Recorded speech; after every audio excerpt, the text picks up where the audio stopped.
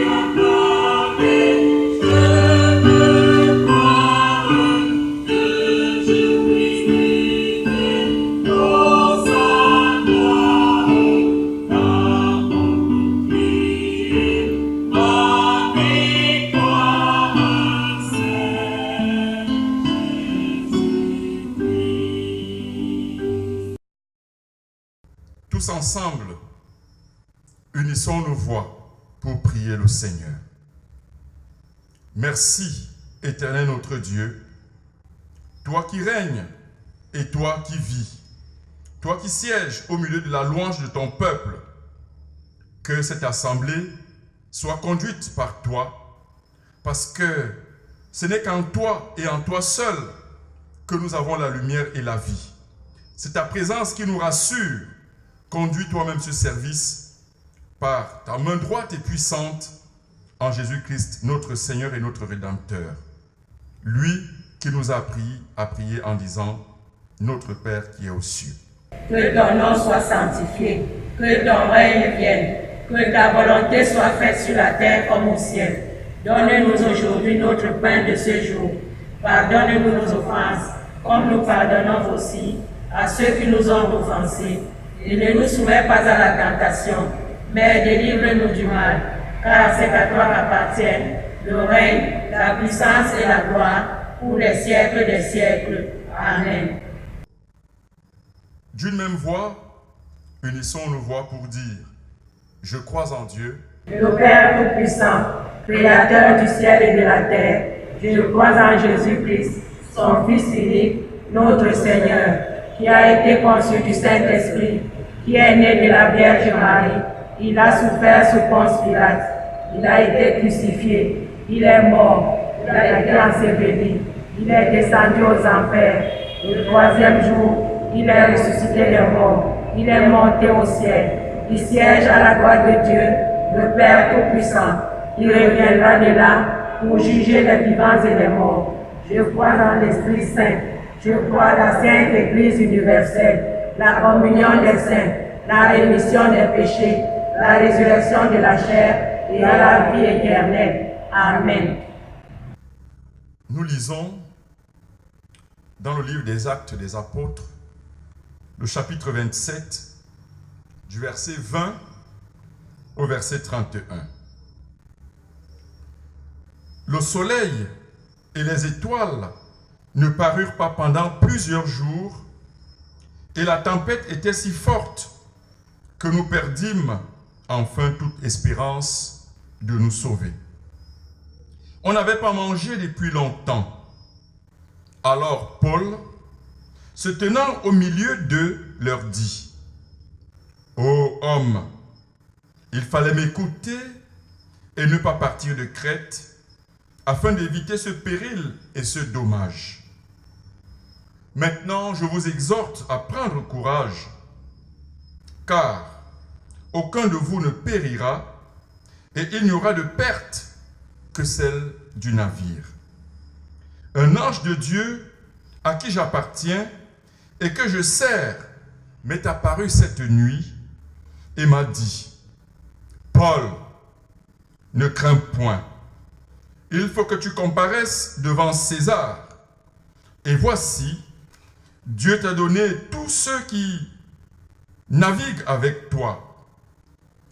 C'est pourquoi, ô hommes, rassurez-vous, car j'ai cette confiance en Dieu qu'il en sera comme il m'a été dit. Mais nous devons échouer sur une île. La 14e nuit, tandis que nous étions ballottés sur l'Adriatique, les matelots, vers le milieu de la nuit, soupçonnèrent qu'on approchait de quelque terre. Ayant jeté la sonde, ils trouvèrent 20 brasses. Un peu plus loin, ils la jetèrent à nouveau et trouvèrent 15 brasses. Dans la crainte de heurter contre des écueils, ils jetèrent 4 ancres de la poupe et attendirent le jour avec impatience. Mais, comme les matelots cherchaient à s'échapper du navire et mettaient la chaloupe à la mer sous prétexte de jeter les ancres de la proue, Paul dit aux centeniers et aux soldats, si ces hommes ne restent pas dans le navire, vous ne pouvez pas être sauvés. C'est la parole de l'Éternel. Amen. Prions le Seigneur. Seigneur notre Dieu, ton peuple est venu à ta rencontre ce matin, fatigué et chargé, parce qu'il implore ta grâce, il implore ton amour et il implore ta bonté. Seigneur, regarde tes enfants ici. Tu sais, Seigneur, quelles sont leurs attentes. Il y a parmi eux des malades, déclarés ou non. Il y a parmi eux des personnes en quête de sécurité sociale à travers un emploi bien rémunéré, à travers une situation familiale stable. Seigneur, souviens-toi de ton peuple. Il y en a ici, ô Dieu, qui ont perdu des êtres chers et qui ont besoin d'être consolés. Tu es le consolateur par excellence. Qu'à travers la présence des frères et ta parole, Seigneur, qu'ils soient consolés et encouragés. Oui, notre Père et notre Dieu, toi qui es le bon berger, veille sur ton peuple, soutiens-le et fortifie-le par ta grâce, au nom de Jésus. Amen.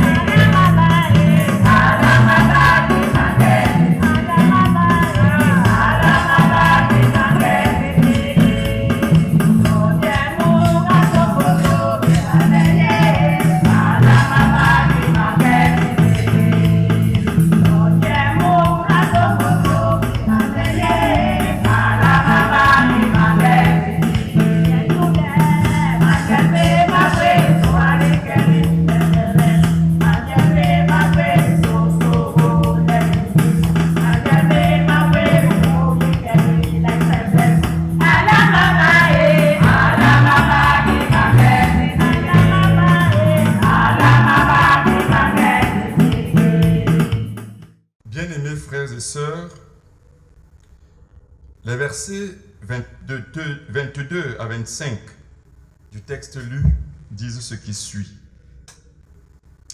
Maintenant, je vous exhorte à prendre courage, car aucun de vous ne périra, et il n'y aura de perte que celle de navire. Un ange du Dieu à qui j'appartiens et que je sers m'est apparu cette nuit et m'a dit, Paul, ne crains point.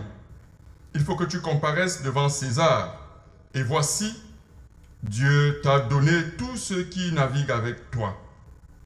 C'est pourquoi, ô homme, rassurez-vous, car j'ai cette confiance en Dieu qu'il en sera comme il m'a été dit. De ces versets, je vous propose comme thème de méditation l'universalité du salut. Bien-aimés frères et sœurs, 2 questions m'ont été suggérées par le texte lu. La première est celle-ci. Quand avez-vous été dans une situation difficile pour la dernière fois? Une situation dans laquelle vous étiez incapable vous-même de vous sortir d'affaire? C'est la première question. La seconde question qui m'est également venue à l'esprit est celle-ci.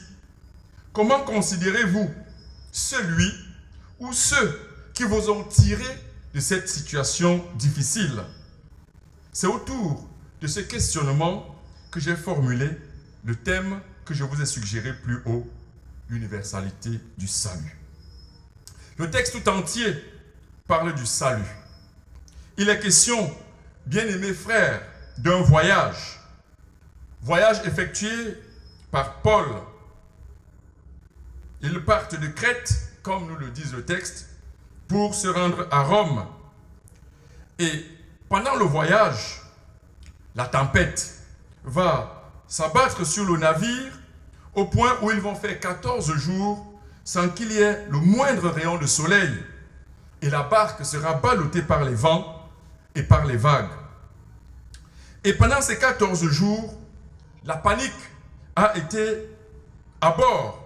Et tout ce qui était dans le navire, Paul et tous ses compagnons, n'ont pas mangé pendant tout ce temps, tellement ils étaient dans la peur de perdre leur vie. C'est donc c'est dans ce contexte-là que le Seigneur, à travers un ange, parlera à Paul pour lui dire que tous ceux qui sont dans le navire, Paul y compris, seront sauvés. Bien-aimés frères et sœurs, c'est pourquoi nous allons parler du salut et de son caractère universel en Jésus. Qu'est-ce que le salut? L'homme a-t-il besoin du salut? En quoi est-ce que Jésus est le salut des hommes? Et comment faire pour être bénéficiaire de ce salut? Bien-aimés frères et sœurs, nous vivons au quotidien des actes de salut. Nous ne nous en rendons pas compte parce que tellement c'est des actes habituels que nous avons l'impression que les choses vont quelquefois d'elles-mêmes. Quand vous êtes malade et quelqu'un vous soigne, il vous sauve. Lorsque vous avez faim et quelqu'un vous donne de quoi manger, il vous sauve. Lorsque vous avez soif au point de vous déshydrater et que quelqu'un vous donne un verre d'eau pour étancher votre soif, il vous sauve.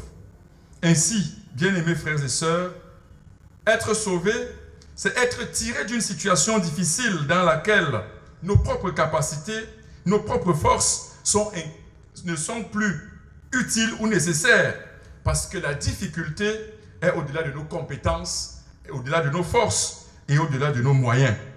Le texte que nous avons lu nous décrit une situation périlleuse dans laquelle ni Paul, ni ceux qui étaient dans le navire, par leur propre force ou par leur propre capacité, ne pouvaient pas se tirer d'affaire.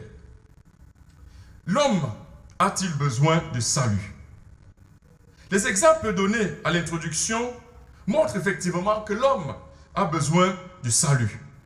Parce que pour manger, figurez-vous frères et sœurs, nous avons la nourriture à notre table.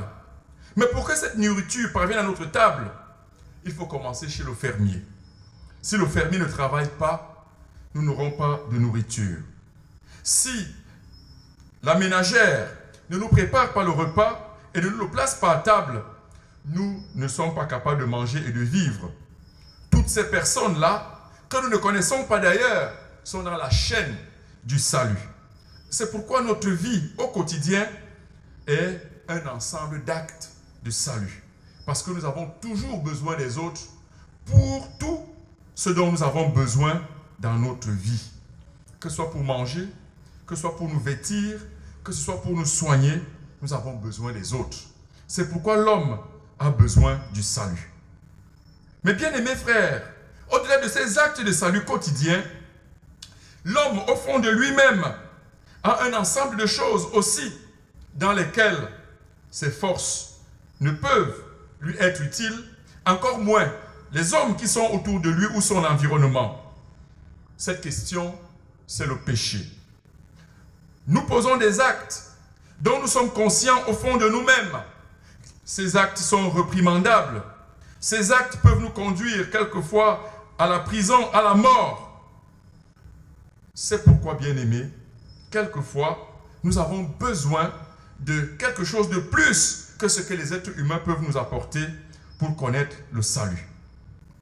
Le texte lu nous montre une de ces situations périlleuses dans laquelle il a fallu l'intervention de Dieu. Et ce type d'acte où nous avons besoin de l'intervention de Dieu, nous les vivons tous les jours. Voici ce que déclare la parole de Dieu. L'homme est pécheur et privé de la gloire de Dieu, parce que le salaire du péché, c'est la mort. Cette mort qui a été introduite dans la vie de l'homme depuis le jardin d'Éden, nous la vivons au quotidien et l'homme qui meurt a besoin d'être sauvé. Sauvé pour parvenir à la vie et à la vie éternelle. Bien-aimés frères et sœurs, Jésus, qui est don de Dieu pour le salut du monde, le déclare, celui qui croit en moi vivra, quand bien même il serait mort. Parce que lui, il est venu comme le bon berger pour sauver ceux qui reconnaissent qu'en eux-mêmes, ils n'ont pas de capacité de pouvoir se sauver du péché, parce que le péché est la pire des choses qui est intervenue dans la vie d'un homme. Oui, bien-aimé dans le Seigneur, nous voyons dans le texte qu'il a fallu la main de Dieu pour que ce peuple soit sauvé. Et ce qui est intéressant, bien-aimés frères, Paul, dans ce texte, déclare que le Dieu qu'il sert, il se reconnaît lui comme appartenant à ce Dieu-là. Ce Dieu qui n'est pas servi par tous les autres membres de l'équipage. Cependant, lorsque Dieu intervient pour racheter ce navire, il n'accorde pas la vie à Paul seul qui croit en lui. Il l'accorde également à tous ceux qui l'accompagnent. Vous comprenez très bien, bien-aimés frères et sœurs, que cette main secourable de Dieu, elle est ouverte pour tous les hommes. Il n'y a pas un seul homme qui soit en dehors de cette grâce de Dieu. Il n'y a pas un seul homme qui soit en dehors de l'amour de Dieu. L'être humain a besoin de Dieu pour des situations difficiles comme celles que nous avons dans le texte. Comment faire donc pour cela?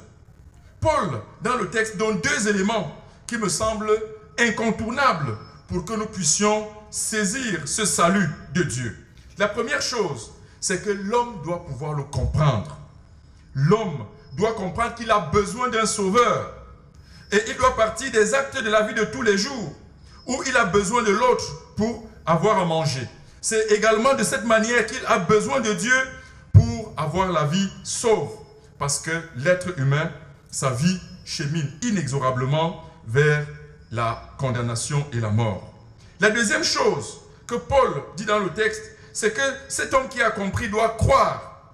Croire ici consiste à mettre sa confiance en cette parole de Dieu qui donne la vie, cette parole qui rassure, cette parole qui est certaine.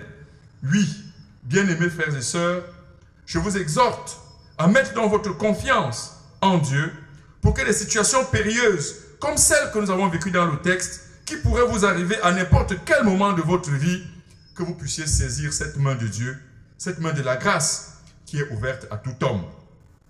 Si tu entends la voix de l'Éternel aujourd'hui et que tu te rappelles que tu es dans une situation inexorable, fais confiance en Jésus et tu seras sauvé. Amen. Prions le Seigneur. Merci, ô notre Dieu. Aide-nous à comprendre que nous ne pouvons pas nous sauver nous-mêmes, que nous avons besoin d'un sauveur. Et tu l'as déjà donné en la personne de Jésus-Christ. Lui qui est venu afin que le monde ne périsse point, mais qu'en lui, le monde soit sauvé. Permets que l'homme le comprenne, surtout l'homme de ce siècle, afin qu'il s'accroche à Jésus pour vivre éternellement. C'est notre prière en Jésus-Christ notre Rédempteur. Amen.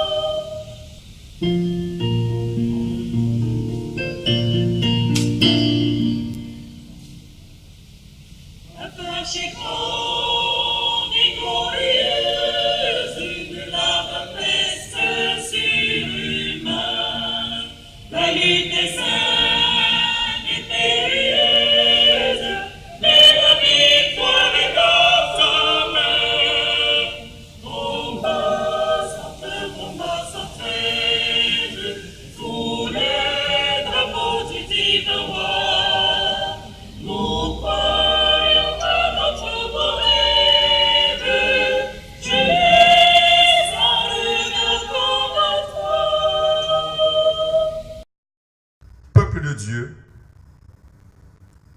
que le Dieu de grâce, lui qui nous a donné un puissant sauveur, Jésus-Christ notre Rédempteur, soit avec vous, pour vous accompagner jour après jour, mais en fin de compte, qu'il vous donne la vie éternelle et qu'il vous bénisse maintenant et au siècle des siècles. Amen.